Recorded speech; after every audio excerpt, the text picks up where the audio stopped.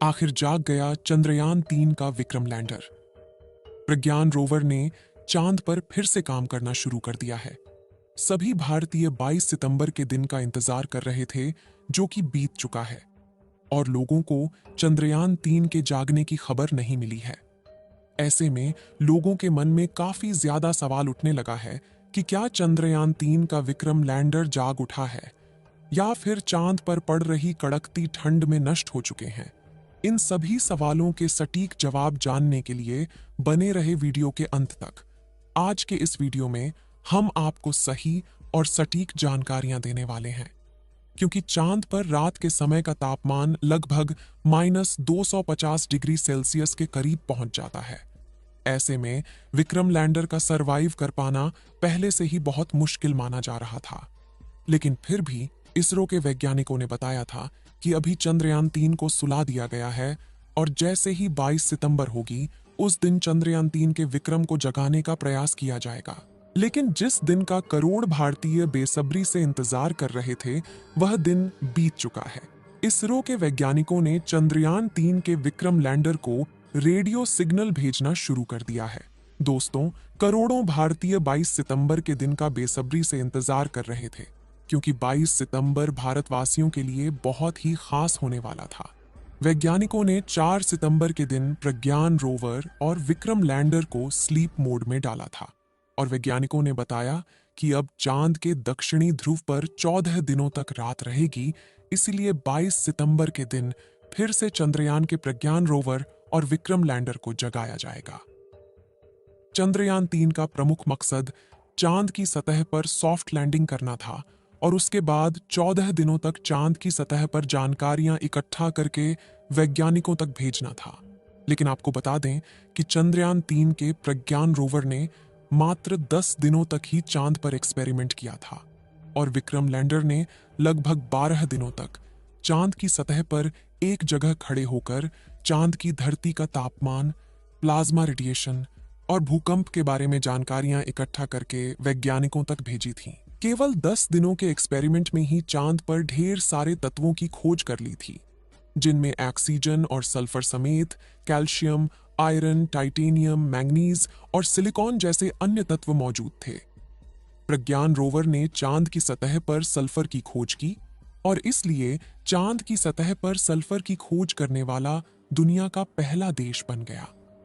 चंद्रयान 3 का एक और बड़ा मकसद था, जो कि चांद पर पानी की खोज करना था।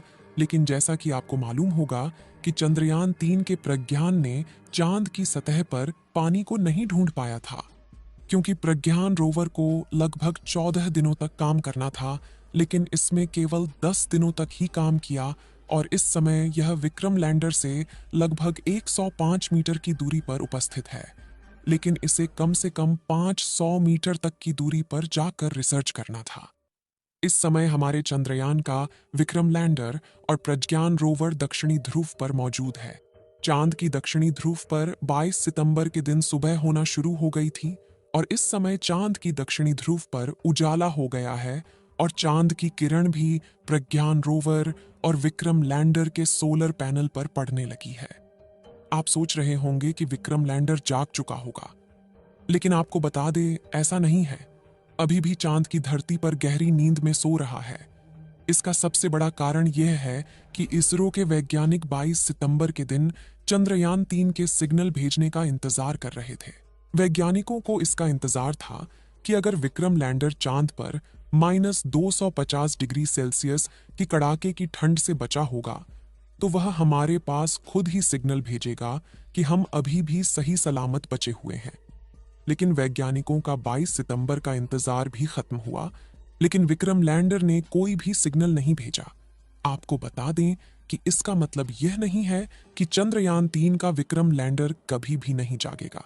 जैसा कि हमने बताया कि चांद पर 14 दिनों की रात होती है, जिसके कारण वहां का तापमान काफी ज्यादा घट जाता है, और 14 दिनों में लगभग घटकर -250 डिग्री सेल्सियस तक पहुंच जाता है।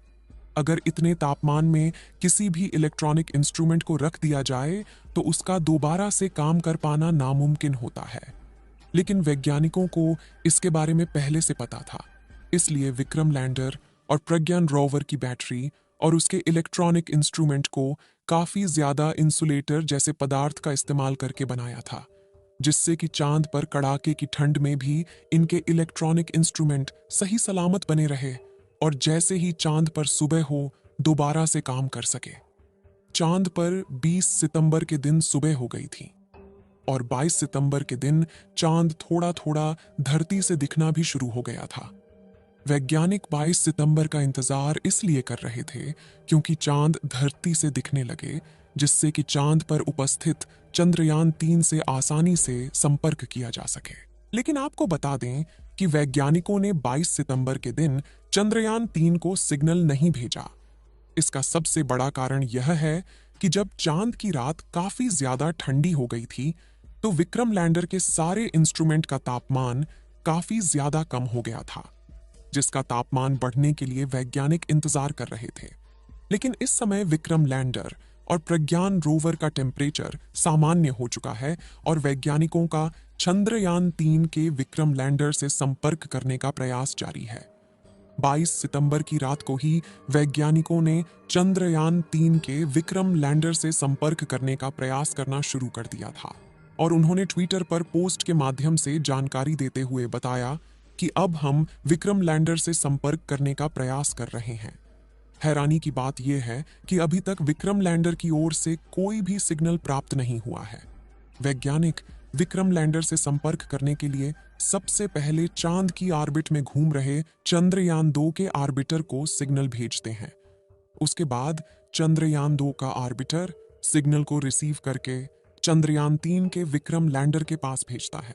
आपको बता दें कि विक्रम लैंडर ने अपने एक्सपेरिमेंट द्वारा पता लगाया है कि चांद की ऊपरी सतह का तापमान और चांद की भीतरी सतह के तापमान में काफी ज्यादा अंतर पाया जाता है।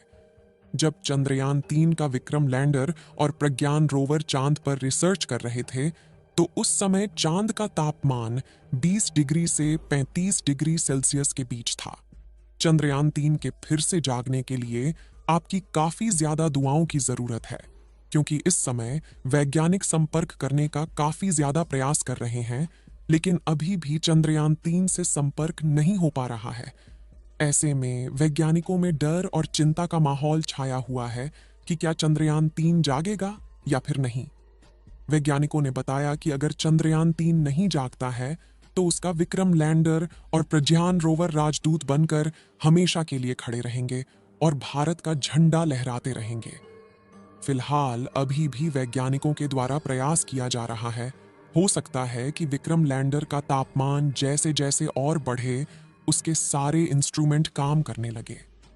आप सभी लोग चंद्रयान-3 के दोबारा से चलने की दुआएं कमेंट बॉक्स में करते रहे, क्योंकि अब चंद्रयान-3 का जागना काफी ज्यादा मुश्किल माना जा रहा है। आप सभी लोग चंद्रयान-3 के दोबारा से चलने की दुआएं कमेंट बॉक्स में करते रहे, क्योंकि अब चंद्रयान-3 का जागना काफी ज्यादा मुश्किल माना जा रहा है। इस वीडियो को एक लाइक जरूर करें और अपने मित्रों तक इस वीडियो को शेयर करें, ताकि उन्हें भी जानकारी मिल सके, और अपने भरोसेमंद चैनल को सब्सक्राइब जरूर करें और बेल आइकन को ऑल पर सिलेक्ट करना बिल्कुल ना भूलें। मिलते हैं किसी और नॉलेजेबल वीडियो के साथ। वीडियो को अंत तक देखने के लिए धन्यवाद।